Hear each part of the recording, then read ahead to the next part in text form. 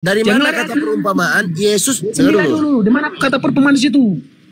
Di ayat 6-nya perumpamaan. Jangan ayat 6 dulu, 29 kita bahas.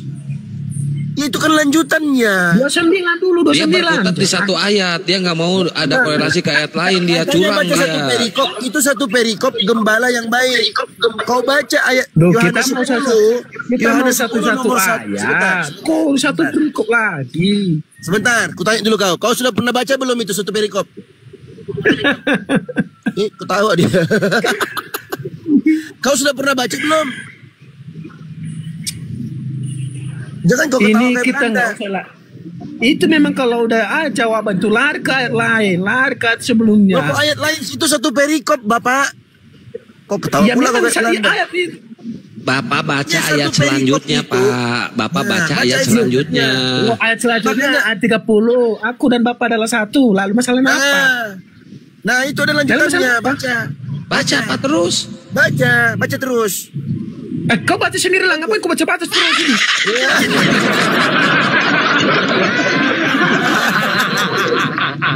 Tenang. Nah, makanya ada suaraku apa? Itulah kalian. Kalau orang Islam, sebentar gantian kita Bang Grace. Kalau orang Islam bawa satu ayat, kau bilang apa? Teman-teman Kristen bilang apa? Baca satu perikop. Sekarang ku bawakan kau satu perikop. Enggak gini, kita main satu ayat. Kau sebentar. Ku tanya kau. Yohanes 10 itu dari ayat 1 sampai ayat 42 kau sudah baca belum itu satu perikop full itu? Males bacanya, nggak jadi pahala. Nah, kalau bilang sudah. Ini parah nih. Kalau menurut makanya kau baca bos. Bedanya aku sama kau, aku Muslim, aku baca dari ayat 1 sampai ayat 42 itu perumpamaan. Di mana Yesus itu mengerjakan pekerjaan-pekerjaan yang diperintahkan oleh Bapa. Loh, nah, kau dari mana saya? Keren. Ada di ayat 6-nya. Gua gedein. Bentar. Kau baca dulu. Kau nggak baca tuh kau bantah pula aku. Kau bantah Bibelmu. Ya. Kau bilang aku nggak baca. Memang ini apa? Baca, coba baca. Kamu bilang coba baca. Yohanes 10 ayat 6 coba baca. Hah? Yohanes 10 ayat 6 coba baca. Yang 6 ayat 6. Itu loh, baca. Itu apa? Itu yang dikatakan Yesus dalam apa itu? Oke ya. Enak. Ini ya. Kau baca keras. 10. Ini pasal 10. Ini judul perikopnya Gembala yang Baik. Gembala yang Baik. Sekarang ini beda judul perikop. Yesus ditolak orang-orang Yahudi mulai 22. Itu beda kau baca dulu. Makanya bedakan. Ya, sekarang yang poin yang mau kau ambil dari situ apa? Poinnya apa? Ibu nggak jelas ayat 28 di situ. 28-nya bilang apa? Dan aku memberikan hidup kekal. Dan aku siapa di situ? Oke, sekarang begini, kita baca dari 25. Baca dari 25. Aku telah mengatakannya kepada kamu, tetapi kamu tidak percaya. Pekerjaan-pekerjaan yang kulakukan dalam nama Bapakku, itulah yang memberikan kesaksian tentang aku. Tetapi kamu tidak percaya, karena kamu tidak termasuk domba-dombaku. Domba-dombaku mendengarkan suaraku, dan aku mengenal mereka, dan mereka mengikut aku. Dan aku memberikan hidup yang kekal kepada mereka, dan mereka pasti tidak akan binasa sampai selama-lamanya, dan seorang pun tidak akan merebut mereka dari tanganku. Bapakku yang memberikan mereka kepadaku. Ada 8 itu loh. Lebih besar daripada siapapun. Baca 29-nya. Bapakku yang memberikan mereka kepadaku lebih besar daripada siapapun, dan seorang pun tidak dapat merebut mereka dari tangan Bapa. Aku dan Bapa adalah satu. Sekali lagi orang-orang Yahudi mengambil batu untuk melempar Yesus. Kata Yesus kepada mereka, banyak pekerjaan baik yang berasal dari Bapakku yang kuperlihatkan kepadamu.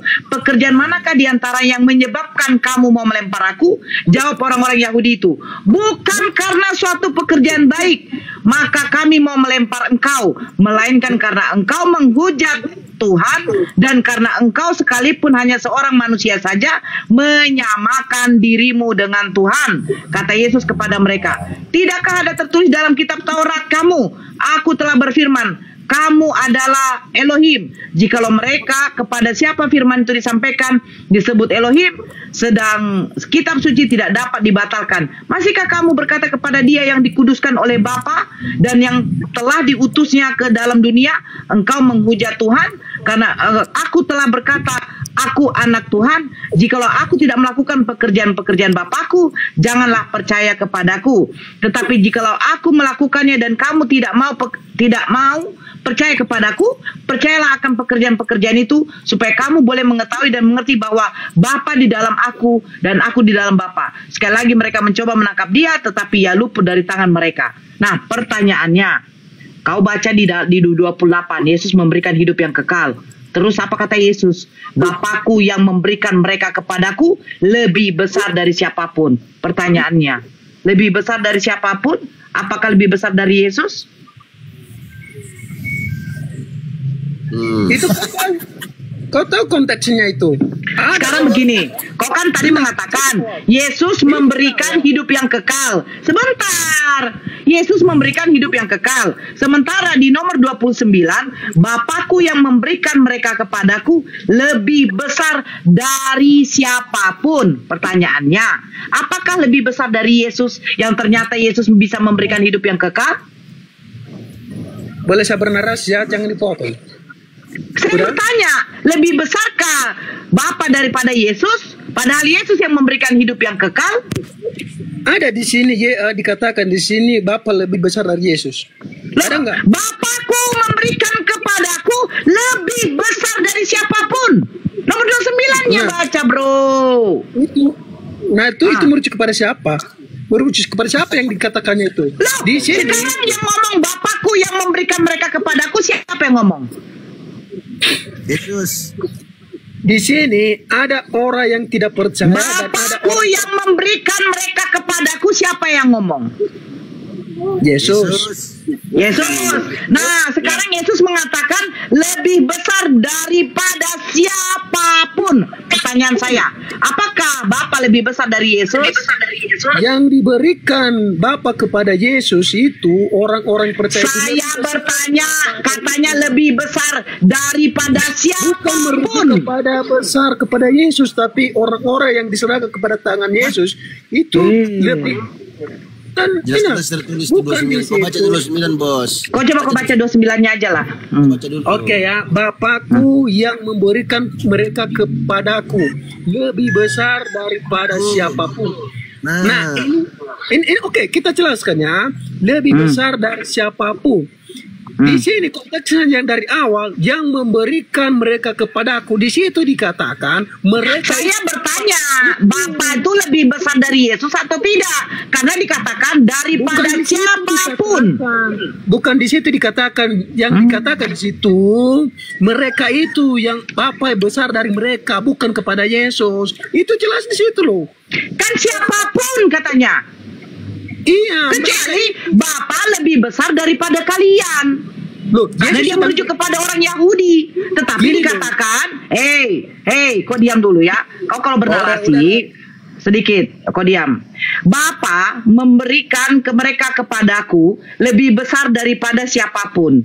Itu merujuk kepada siapa? Bahwa Bapanya memiliki entitas lebih tinggi daripada Yesus. Makanya orang Yahudi hendak melempar dia. Makanya dikatakan begini, banyak pekerjaan baik yang berasal dari Bapakku yang kuperlihatkan kepadamu. Pekerjaan manakah di antaranya yang menyebabkan kamu mau melempar aku? Baru jawab orang Yahudi, bukan karena suatu pekerjaan, melainkan karena engkau menghujat Elohim, dan karena engkau sekalipun hanya seorang manusia saja menyamakan dirimu dengan Elohim.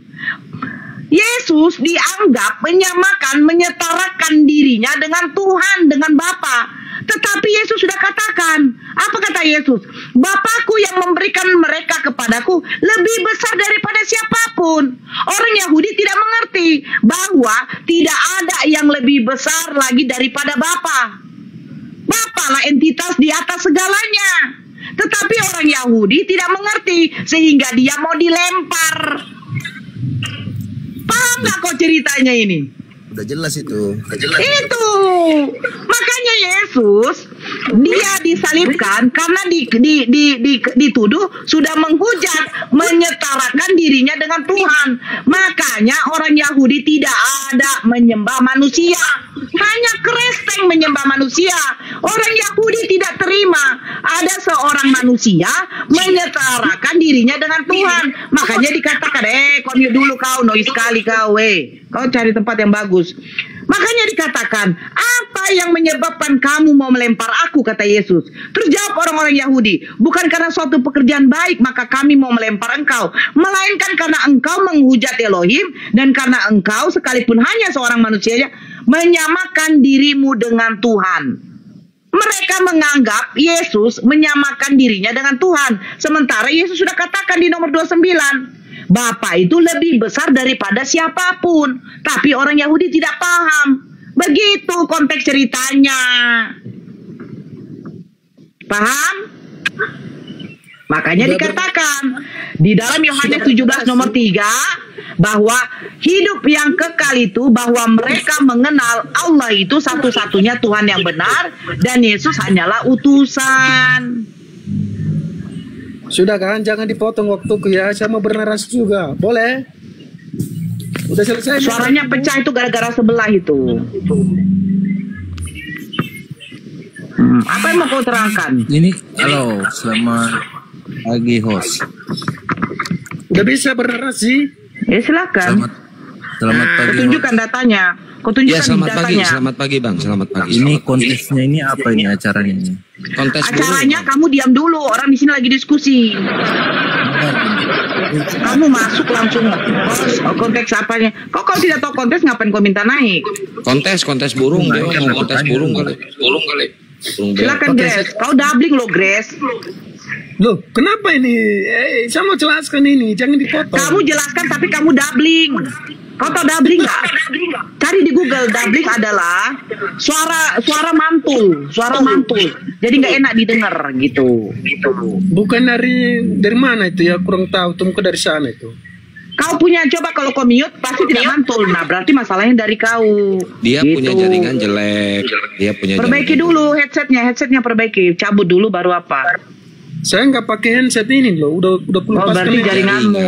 Jaringan. Udah lanjutlah kalau jaringan. Kalau jaringan saya nggak bisa ngomong.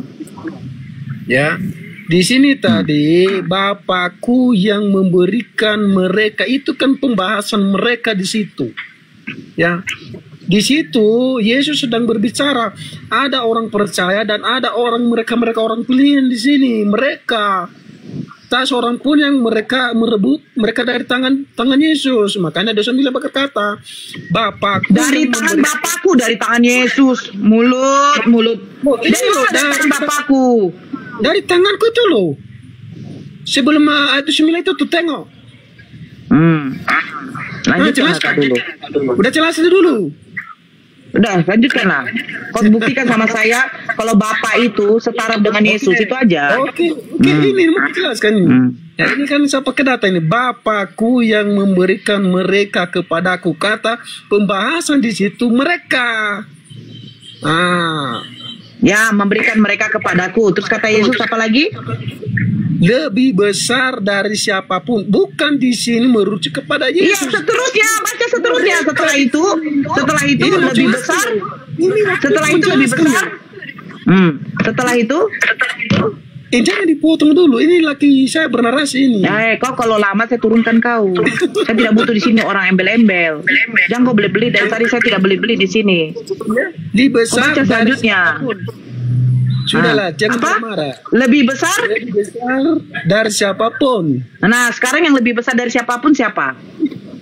Itu konteksnya dari awal itu mana? Mereka. Saya bertanya yang lebih besar daripada siapapun siapa?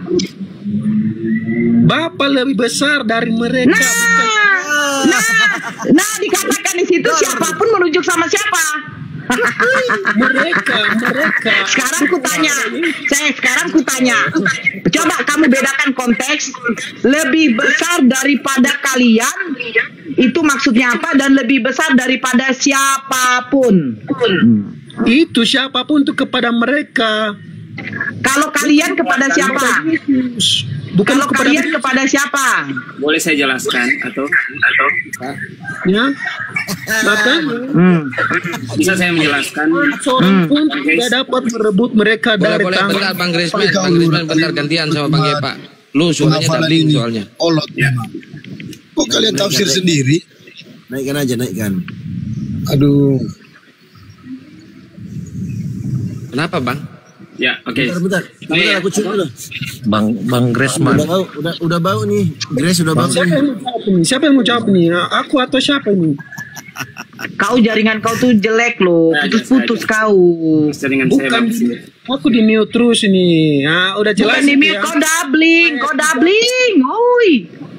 Ayat 30, aku dan Bapak adalah satu, dan kemudian tadi aku di dalam Bapak, Bapak di dalam aku. Kau sudah. Bang Grisman, mendingan kau tutup itu. Biar kamu panjang lebar sampai keluar air liurmu itu nggak akan paham. Coba pahami saya, Bapak lebih besar daripada siapapun. Gimana mereka bisa paham? Bu, ini kan aku udah jelaskan tadi, yang lebih besar itu Bapak, besar daripada mereka. Itu Yesus berbicara kepada Kau mereka. ngerti nggak arti kata Gak usah siapapun? jelasin ke Nora itu. Otaknya semua kan proses Lu kalau mekanis. mau curhat di bawah lu. Kalau mau curhat sama bini lu sono di bawah. Bininya nggak kasih jatah, kayak gitu. Ya cuman mau kasih jatah, uang belanja aja kurang, cuman 1 juta 1 bulan. Gigi kau beli softtek aja kurang. Kau jelaskan sama saya atau tidak? Begini, 2 pilihan lah. Kau jelaskan sama saya apa arti dari siapapun, atau tidak kau tunjukkan kalau Bapa dan Yesus itu setara. Ini saya mau jelaskan ini. Waktu itu hanya Yesus dan orang-orang dia berbicara kepada orang-orang di situ. Saya minta 2 pilihan. Jelas dulu. 2 pilihan. Kau paham enggak 2 pilihan? Kau tunjukkan, kau jelaskan sama saya, Bapa lebih besar daripada siapapun. Kalau itu merujuk kepada mereka, aturannya Yesus mengatakan, Bapa lebih besar daripada kalian. Kalau kalian merujuk kepada orang-orang yang ada di situ. Tetapi Yesus sudah menjelaskan, Bapa lebih besar daripada siapapun. Artinya, tidak ada satu orang pun bisa menyetarakan dirinya dengan Bapa. Udah. Makanya kenapa Yesus mau dilempar? Karena Yesus menyetarakan. Turunlah kau. Saya tidak bisa berdiskusi sama orang yang seperti ini. Kenapa saya tidak bisa berdiskusi? Dari tadi saya minta kau cuma tunjukkan 2, pilih kau salah satu. Jelaskan artinya Bapa lebih besar daripada siapapun, atau kau tunjukkan datanya Bapa mengatakan Yesus itu setara dengan Bapa derajatnya. Dari tadi kau di situ mutar-mutar saja. Kau pikir ini gasing? Kau pikir kau bisa mengotot-otoi kami, bodoh-bodohi kami? Bapa lebih besar daripada kalian. Nah, berarti konteksnya konteksnya Yesus merujuk apa? Berbicara kepada orang Yahudi. Karena dia mengatakan kalian. Coba kamu buka Yohanes 17 nomor 3. Apa katanya? Hidup yang kekal itu bahwa mereka. Mereka merujuk kepada siapa? Orang Yahudi. Masa nggak bisa membedakan, memahamkan? Kau mengatakan itu adalah mereka merujuk kepada orang Yahudi. Tapi Yesus sudah mengatakan Bapa lebih besar daripada siapapun. Berarti Yesus menegaskan tidak ada satu orang pun makhluk yang bisa menyetarakan dirinya dengan Bapa. Makanya Yesus mau dilempar. Pertanyaan Yesus, kenapa engkau mau melempar aku? Karena aku melakukan pekerjaan baik. Bukan karena pekerjaan baik yang mau kami lempar kau, tetapi karena kau sudah menghujat Bapa. Kau menyetarakan dirimu dengan Bapa. Makanya dia mau dilempar. Padahal sebelum itu Yesus sudah katakan, Bapa lebih besar daripada siapapun. Itu saja kok kamu nggak paham? Itu loh. Coba ini siapa nih? Opa, coba kau ngomong, pahamkan saya. Bapa lebih besar daripada siapapun. Itu merujuk kepada siapa? Siapa saya ngomong? Nah, boleh terjemahan. Pak. Ya, oke. Memang kalau merujuk pada pernyataan di dalam ayat 29, itu pernyataan Yesus tentang dia menyatakan memang Bapa lebih besar dari dia, karena itu berhubungan dengan Yohanes. Nah, itu jujur, saya suka. Iya. Bapa, karena dia adalah firman yang keluar dari Bapa. Kenapa? Karena kan dia sebagai manusia, jelas Allah yang ilahi lalu besar daripada dia. Dalam keadaan itu, tapi dalam pernyataan-pernyataan sebelum dan sesudahnya, di sini dikatakan bahwa dia berkuasa menyerahkan nyawanya dan berkuasa mengambilnya kembali. Artinya kuasa yang tidak dimiliki oleh manusia ada pada Yesus.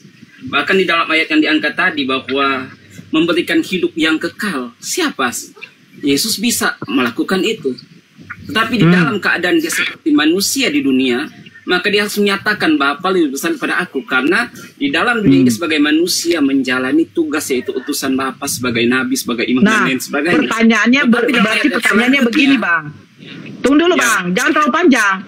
Jadi pertanyaannya begini, kalau Abang mengatakan Bapa lebih besar daripada siapapun, konteksnya karena Yesus itu adalah kemanusiaannya waktu dia di bumi.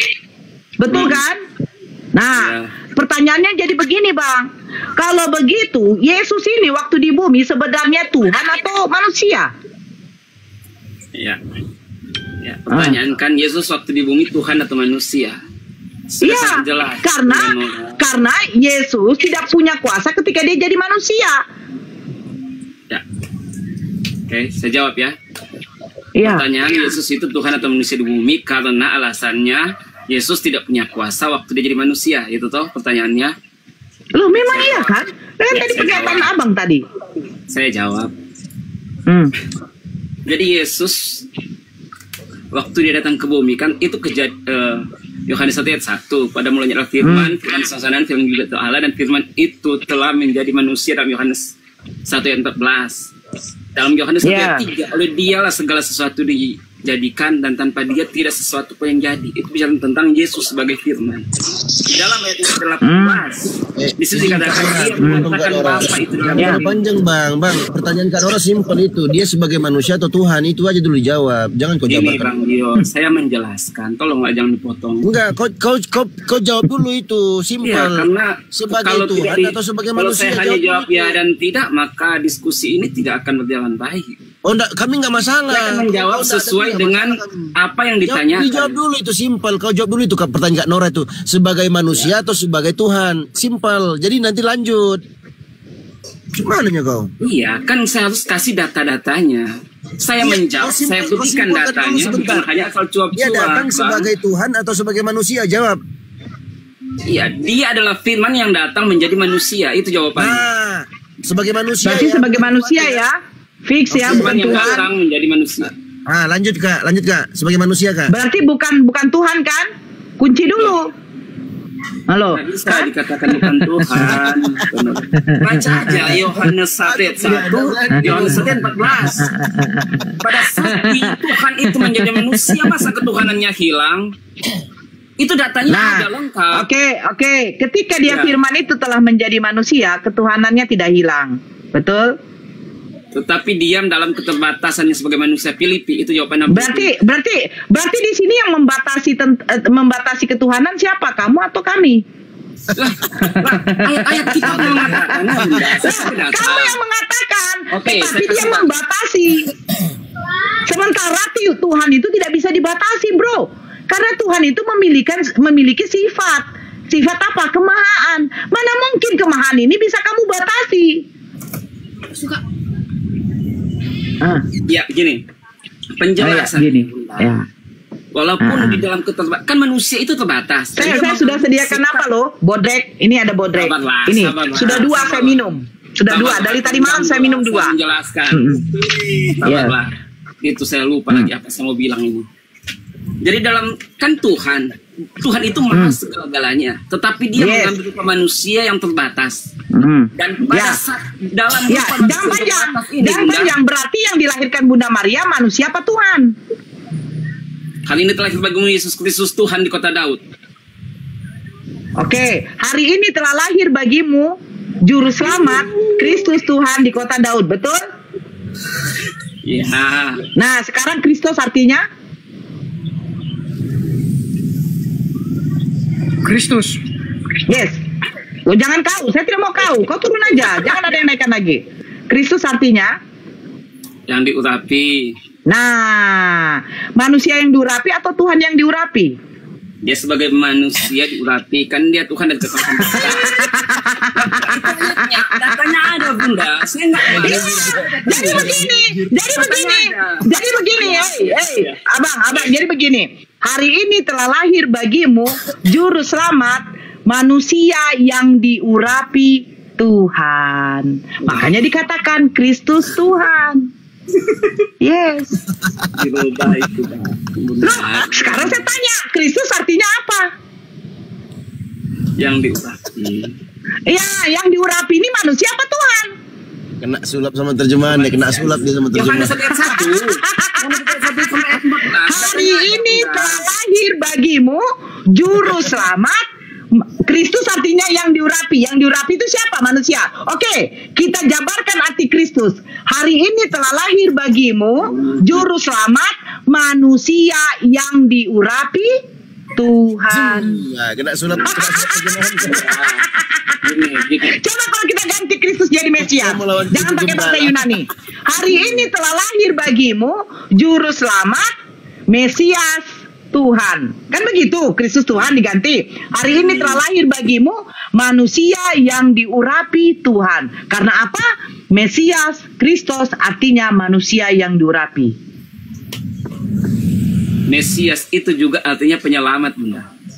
Hei, Mesias artinya yang diurapi. Yang diurapi. Kristus artinya yang diurapi. Bahasa Aramnya, dengar, bahasa Arabnya Al-Masih. Ya. Nah, sekarang kau jelaskan sama saya. Kau jawab dulu pertanyaan saya. Yang dilahirkan Bunda Maria, manusia apa Tuhan? Tuhan. Matius 1:23. 1 Yohanes 7. Yang tidak mengaku Yesus datang sebagai manusia, dia adalah antikristus dan si penyesat.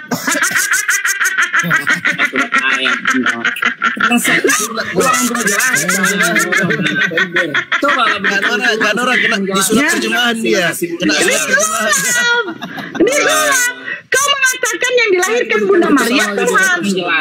Sebentar, JS, sabar. Kau mengatakan yang dilahirkan Bunda Maria itu Tuhan. Sementara di dalam 1 Yohanes 7, Yesus mengatakan, yang tidak mengaku Yesus datang sebagai manusia, dialah si penyesat dan antikristus. Ya, saya mengaku Bunda. Yohanes 1:14, firman itu telah menjadi manusia. Firman itu telah menjadi manusia. Yesus menjadi manusia dari firman. Betul?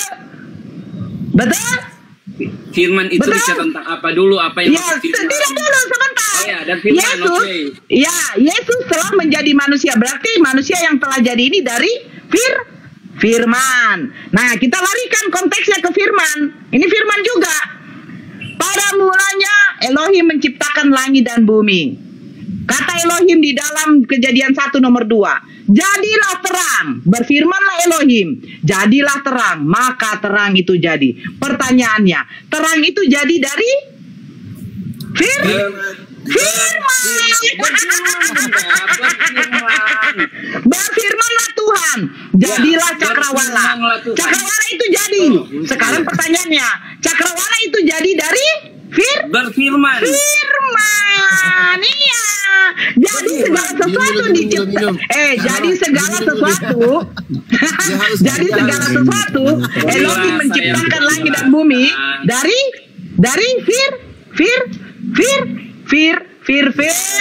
orang kafir. Susah kali kalian memahami itu. Jelaskan sama saya. Menjelaskan. Ya. Jadi silakan. Firman dan pernyataan firman di dalam Yohanes 1:1 sampai 14 sampai 18. Itu bicara tentang firman, itu bicara tentang sifat pikiran Allah. Yang itu karena itu saya bacakan ya. Pada mulanya adalah firman bersama-sama dengan Allah, dan firman juga itu adalah Allah. Jadi pernyataan adalah firman yang sebagai Allah, bukan di dalam Kejadian. Pertanyaan saya, kalau firman tidak ada, apakah Tuhan itu tidak ada? Jangan terlalu panjang. Kalau firman itu tidak ada, apakah berarti Tuhan tidak ada? Bunda. Saya bertanya, kalau seandainya firman tidak ada, apakah Tuhan berarti tidak ada? Bentar, Bunda, nanti lagi pakai headset yang biasa dipakai. Ini tajam banget suaranya, cempreng tajam suaranya. Enggak apa-apa, sengaja mau kayak kores aku. Udahlah, kok sekali Akang. Udahlah, aku kan ganti ya kores. Betul, saya setuju. Pertanyaannya, ya kenapa sih gantinya kores? Pertanyaannya, kores kan kayak gitu kan? Nah, pertanyaannya, kalau seandainya firman tidak ada, apakah Tuhan tidak ada? Tidak pernah Tuhan tanpa firman. Itu. Saya bertanya, seandainya firman tidak ada, apakah berarti Tuhan tidak ada? Kalau firman tidak ada, berarti Tuhan tidak ada. Oh, berarti duluan firman apa Tuhan? Ada pertanyaan berandai-andai. Udah diam dulu. Kan saya bertanya. Ya, pada mulanya adalah firman, firman bersama-sama Allah. Artinya itu bersama-sama. Saya bertanya, sebelum kalau seandainya firman tidak ada, apakah Tuhan berarti tidak ada? Tidak ada. Tidak ada. Berarti firman dengan Tuhan ini, firman adalah Tuhan juga. Iya. Berarti Tuhan, firman Tuhan, Bapa Tuhan, Yesus Tuhan, Roh Kudus Tuhan. Jadi sudah berapa lagi Tuhan kau? 1. Nah, kalau diberi kesempatan saya jelaskan, saya akan jelaskan. Sebentar, saya ada telepon. Halo, Firman. Kau di mana, Fir? Firman, jangan keluar kau. Disembah kau nanti, Firman.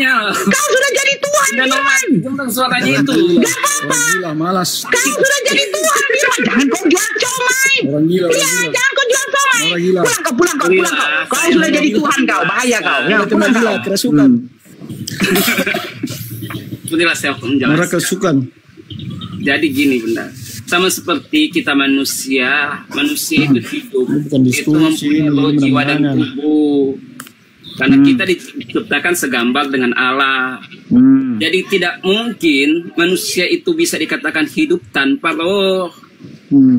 Demikian juga dalam ketuhanan kita ada roh, ada firman, ada Roh Kudus, ada Bapa yang adalah sumber. Maka di Bapa sebagai sumber itu firman, bersama dan mulanya adalah firman bersama-sama dengan Allah, dan firman itu adalah Allah atau adalah Tuhan. Dan firman itu dia keluar dari Bapa menjadi manusia. Itu dalam ayat 14. Karena itu di dalam ayat ketiga, segala sesuatu dijadikan oleh Dia, dan tanpa Dia tidak ada sesuatu pun yang jadi.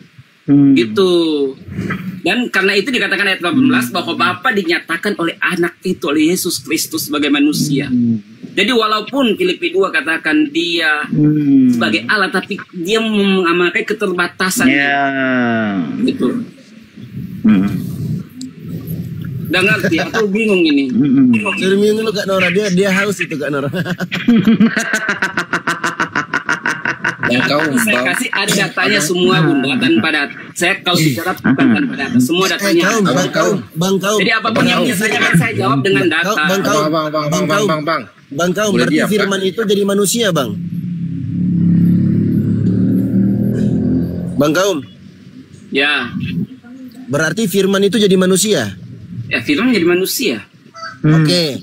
Oke, dikunci ya, firman jadi manusia. Ketika Yesus menyampaikan firman, yang dia sampaikan manusia. Saya sudah jelaskan tadi apa maksud firman, nggak ngerti. Firman dan berfirman, kan itu mempunyai satu makna. Tadi kau bilang firman jadi manusia. Firman berarti menyatakan. Kalau menyatakan, bicara tentang sifat dan karakter Allah. Tadi kau bilang firman jadi manusia. Sebentar, kau tadi sudah kita kunci firman jadi manusia. Betul. Ketika firman jadi manusia, Yesus menyampaikan firman, berarti Yesus menyampaikan manusia.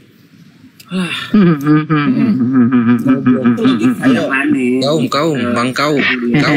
Saya jelaskan. Kau diam dulu lah. Kau turun kau. Enggak. Kau diam dulu. Kau diam. Sekarang begini Bang. Coba tunggu dulu kaum. Firman telah menjadi manusia. Karena firman itu adalah Tuhan juga. Berarti Yesus itu Tuhan, kan seperti itu. Betul. Iya kan? Nah, sekarang jadi begini, Bang Kaum, firman itu telah menjadi manusia. Firman itu telah menjadi terang. Firman itu telah menjadi cakrawala. Terang dan cakrawala Tuhan juga berarti ya. Bukan Bunda, saya katakan Oh bukan, ya. Tolong dibedakan lah. Berfirmanlah Tuhan. Oke, berfirmanlah Tuhan. Siapa yang berfirman? Tuhan, karena oleh Jibril. Tuhan. Ya, oke. Tuhan berfirman, jadilah terang. Apakah terang itu jadi? Jadi. Nah, berfirmanlah Tuhan. Firman itu telah menjadi manusia. Manusia itu jadi atau tidak? Bukan berfirman, Bunda. Baca baik-baik di dalam Yohanes 1 ayat 1. Penjelasannya jelas, Bunda. Bunda mau perintah bagaimanapun, penjelasan itu jelas. Pada mulanya adalah firman bersama-sama Allah, dan firman juga itulah adalah Allah. Oke, firman Tuhan bukan. Firman Tuhan bukan. Ya, Tuhan. Bapa Tuhan. Tuhan. Roh Kudus Tuhan. Tuhan. Yesus Tuhan. Kan itu Yesus bicara tentang firman yang menjadi manusia, jadi Yesus. Firman Tuhan, Bapa Tuhan, Roh Kudus Tuhan. Ya. Yesus Tuhan. Kan firman menjadi manusia. Itu Yesus. Yang menciptakan langit dan bumi Bapa apa firman? Bapa melalui firman. Itu dalam ayat yang ketiga, 1 Yohanes 1 ayat ketiga. Oleh dialah segala sesuatu dijadikan, dan tanpa dia tidak sesuatu yang jadi. Itu bicara tentang firman. Oke, sekarang firman ini telah menjadi manusia. Tuhan telah menjadi manusia. Manusia yang dilahirkan Bunda Maria menjadi Tuhan lagi. Lah, itulah dia. Oke, pada waktu Yesus bayi, kuasa Tuhan apa yang bisa dia buktikan? Pertanyaan Bunda, pada waktu Yesus bayi, kuasa apa yang Tuhan lakukan? Ya toh? Ya. Ya, gini Bunda, kalau di dalam pernyataan pengertian secara Yudaisme, Yudaisme baru dikatakan layak untuk pelayanan. Karena itu catatan-catatan. Jadi Tuhan waktu Tuhan Yesus jadi bayi, dia tidak bisa ngapa-ngapain. Siapa bilang? Cuma nggak dituliskan. Oh, tidak dituliskan. Gini, saya kasih mujizatnya gini.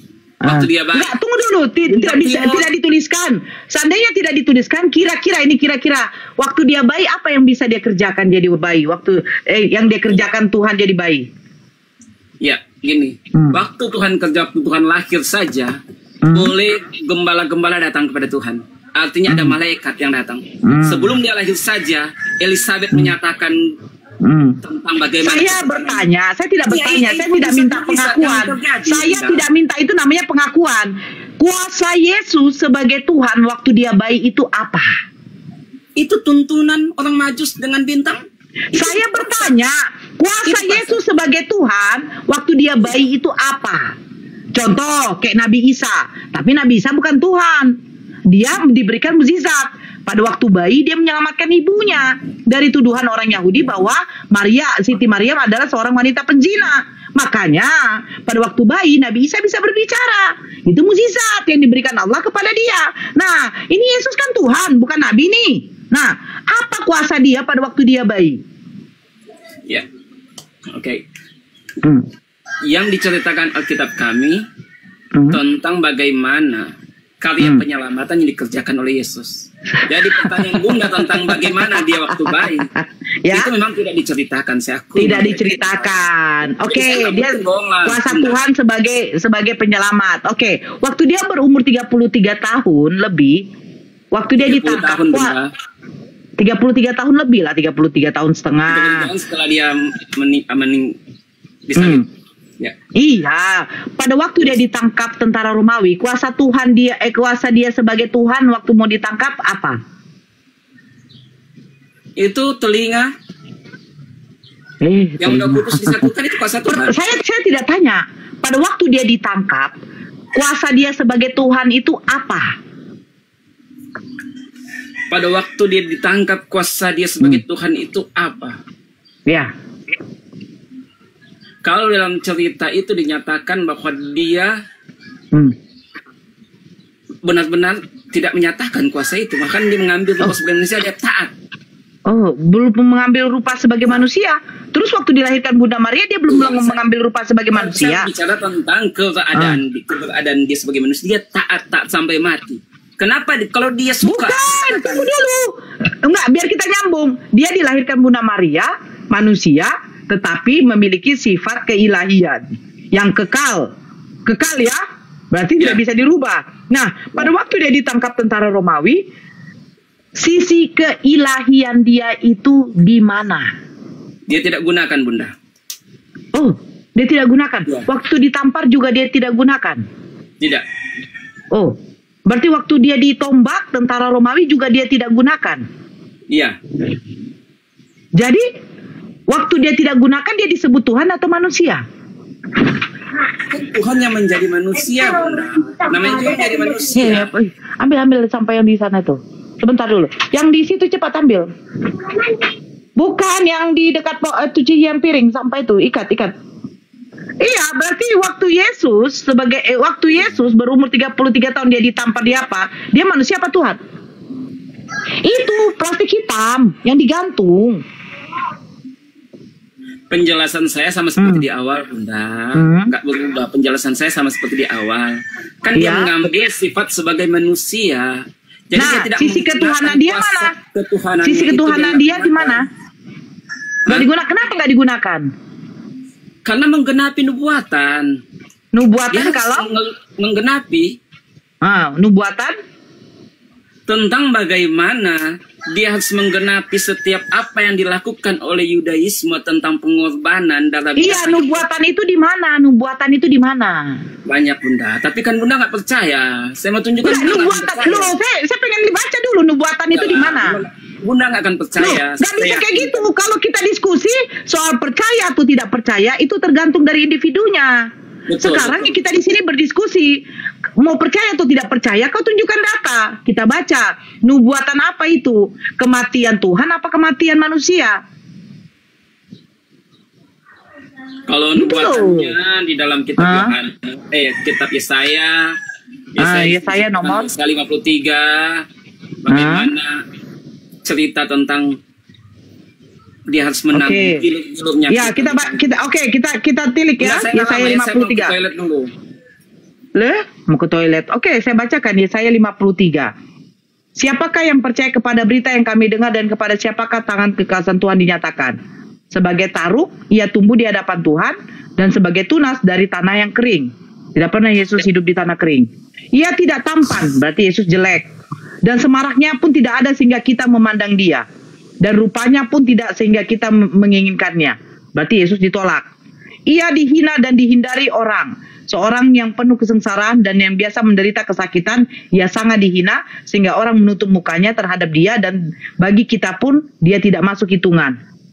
Tapi katanya dia banyak pengikutnya, memberi makan 5.000 orang, memberi makan 4.000 orang.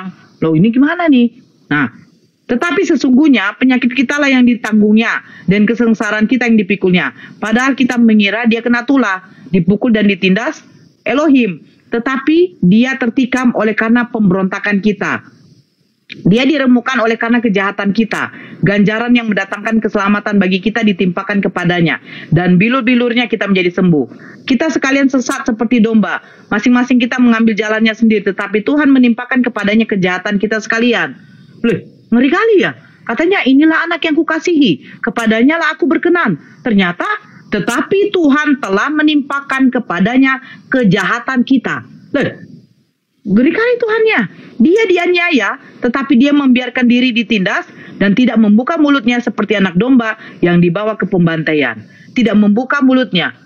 Yesus banyak ngomong. Eli, Eli, lama sabatani. Bapakku, ya Bapa, ampunilah mereka sebab mereka tidak tahu apa yang mereka perbuat. Hari ini engkau akan bersamaku di Taman Firdaus. Aku haus. Banyak ngomongan Yesus. Terus apa lagi? Nah, sesudah penahanan dan penghukuman, ia terambil dan tentang nasibnya siapakah yang memikirkannya. Sungguh ia terputus dari negeri orang-orang hidup. Dan karena pemberontakan umatku, ia kena tulah.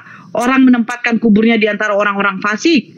Dan dalam hatinya ia di antara penjahat-penjahat, sekalipun ia tidak berbuat kekerasan dan tipu ada di dalam mulutnya. Orang menempatkan kuburnya di antara orang-orang fasik. Setahu saya, Yusuf Arimatea itu mengambil mayat Yesus, menurunkan mayat Yesus, dan menempatkan kubur Yesus di tanah pribadinya yang belum ada kuburan orang lain di situ.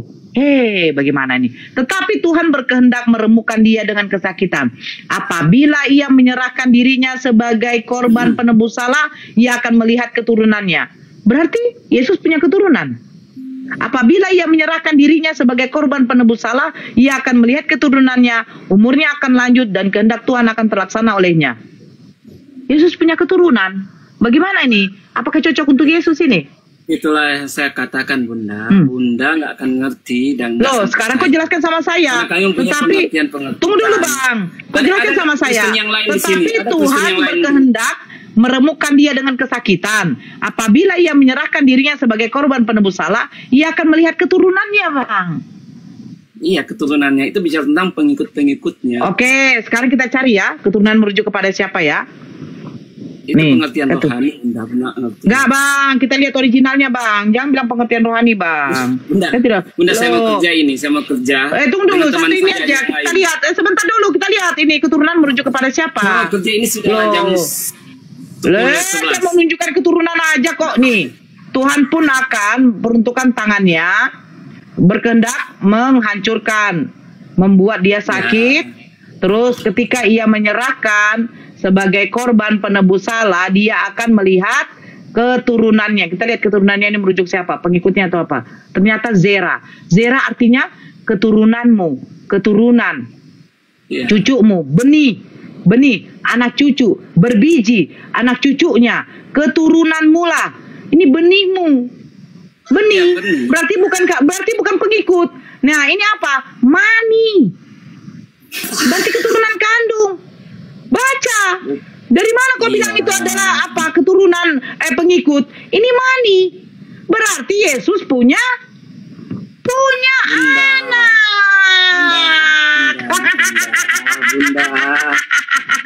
Berarti Yesus kawin.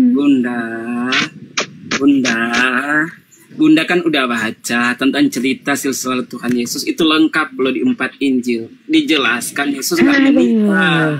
Karena itu tunggu dulu, kamu yang membawa Yesaya 53 sama saya. Ketika saya baca di nomor 10-nya, sebentar. Ketika saya baca di nomor 10-nya, ternyata kalau Yesus menyerahkan dirinya sebagai korban penebus salah, dia akan melihat keturunannya. Kau mengatakan kepada saya, keturunan itu merujuk kepada pengikut. Ketika kita ambil dari bahasa aslinya, originalnya, itu artinya Zera. Zera artinya apa? Keturunan bibit, keturunanmu, mani, asal usul. Bukan bibit Injil, gigi kau. Di sini katakan mani. Saya tanya sama kau, mani itu apa? Mani itu apa? Bukankah sperma?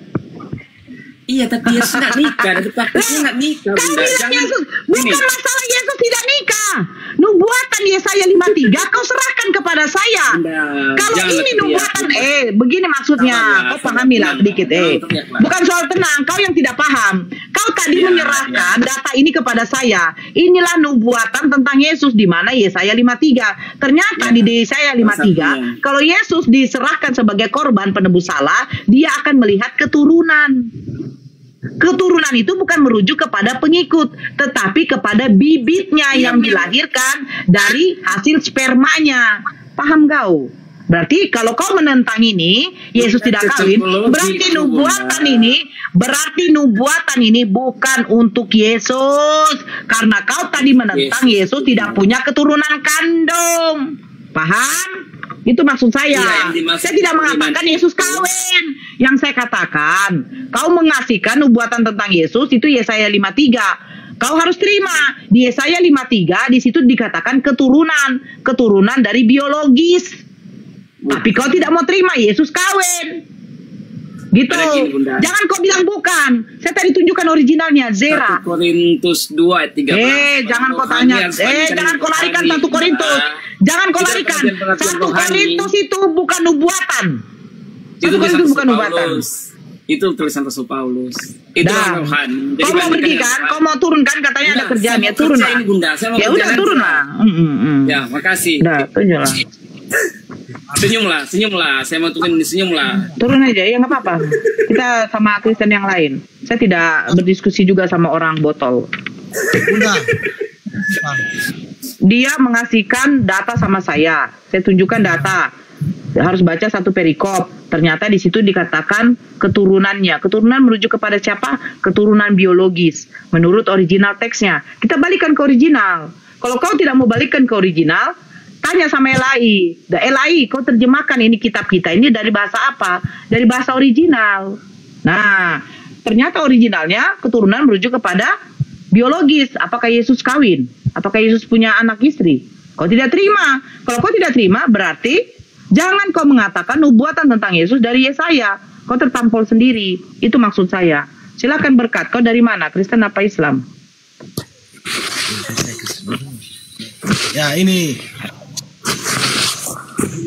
Saya Kristen. Ya, silakan. Tanggapi yang tadi.